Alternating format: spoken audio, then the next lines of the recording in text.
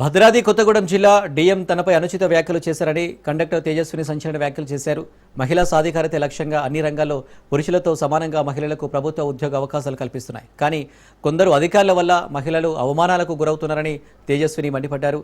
మనుగురు ఆర్టీసీలో కండక్టర్గా విధులు నిర్వహిస్తున్న మహిళా ఉద్యోగి రిక్వెస్ట్ స్టాప్లో ఎక్స్ప్రెస్ బస్సు నిలపలేదని, ప్యాసింజర్ చేసిన ఫిర్యాదుతో తనపై ఆర్టీసీ డీఎం శ్యామ్ సుందర్ అనుచిత వ్యాఖ్యలు చేశారని తేజస్విని ఆవేదన వ్యక్తం చేశారు. మనుగురు ఆర్టీసీ బస్ డిపో ఎదుట తనకు న్యాయం చేయాలని బైఠాయించారు.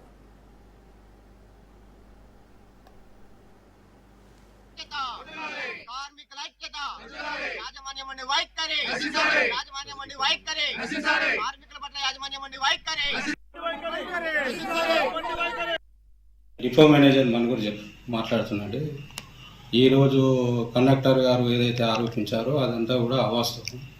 ఎందుకంటే ఫోన్లో చెప్పిన విషయం ఏంటంటే, ఒక ప్యాసింజర్ ఫోన్ చేసి లక్ష్మాపురం అనేది తొగ్గూడెం మరియు లక్ష్మాపురం రిక్వెస్ట్ స్టాపులు పెట్టడం జరిగింది. ఎక్స్ప్రెస్ బస్సులకు స్టాపులు లేకున్నప్పటికీ అక్కడ మనం రిక్వెస్ట్ స్టాప్ బోర్డులు పెట్టి బస్సులు ఆపవలసిందిగా, ఎందుకంటే లక్ష్మాపురం ఇండస్ట్రియల్ ఏరియా అయింది, చాలా కంప్లైంట్లు వస్తున్నాయి అని అక్కడ మనం రిక్వెస్ట్ స్టాప్ ఎమ్మెల్యే గారు కూడా మాకు సూచన చేశారు.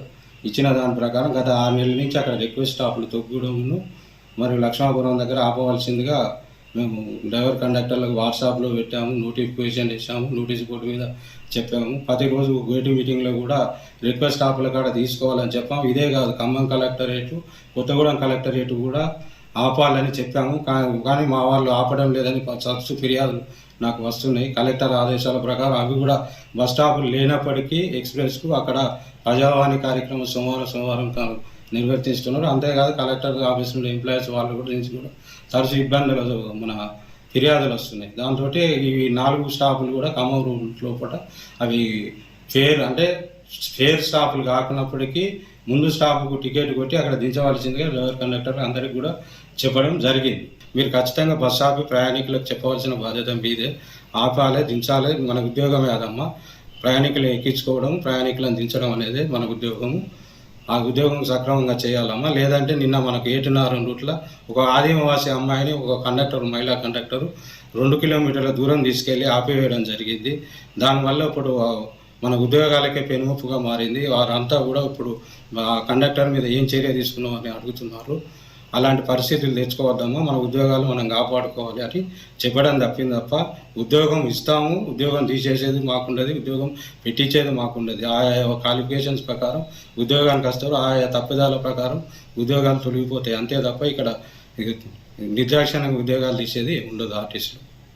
పేరు తోకల తేజస్విని. నేను మనుగురు డిపోలో కండక్టర్గా చేస్తున్నాను. బెడ్ విన్నర్ స్కీమ్ కింద మా నాన్నగారి యొక్క జాబు నాకు ఇవ్వడం జరిగింది. 2017లో మా నాన్నగారు చనిపోయారు. ఆ ఉద్యోగం నాకు ఇప్పుడు ఇవ్వడం జరిగింది. అయితే ఈరోజు నేను ఖమ్మం మనుగురు టు ఖమ్మం డ్యూటీ ఈకే R1 డ్యూటీకి వెళ్ళాను, 4479 డ్యూటీకి. అయితే ఒక ప్యాసింజరు డిపోలో అక్కడ బస్ స్టాండ్లో ఎక్కడం జరిగింది. ఆయన లక్ష్మీపురంలో ఆపమని చెప్పారు. లక్ష్మీపురంలో స్టేజ్ లేదని తనతో చెప్పాను. అలాగే రిక్వెస్ట్ స్టాప్ ఉందని కూడా నాకు తెలియదు. నేను కొత్తగా జాయిన్ అయ్యాను కాబట్టి రిక్వెస్ట్ స్టాప్లు ఎక్కడ ఉంటాయో కూడా నాకు తెలియక నేను ఇవ్వను అనేసి చెప్పాను. టికెట్ అయితే ఇష్యూ చేయలేదు. ఆ ప్యాసింజర్ దగ్గర నుంచి నేను ₹1 కూడా తీసుకోలేదు.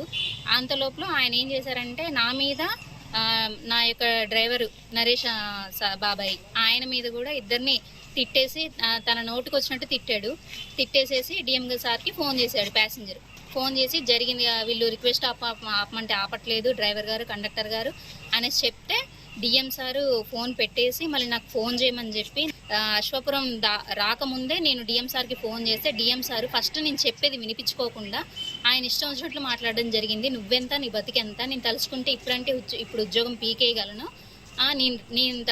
నా వల్లే నీకు ఉద్యోగం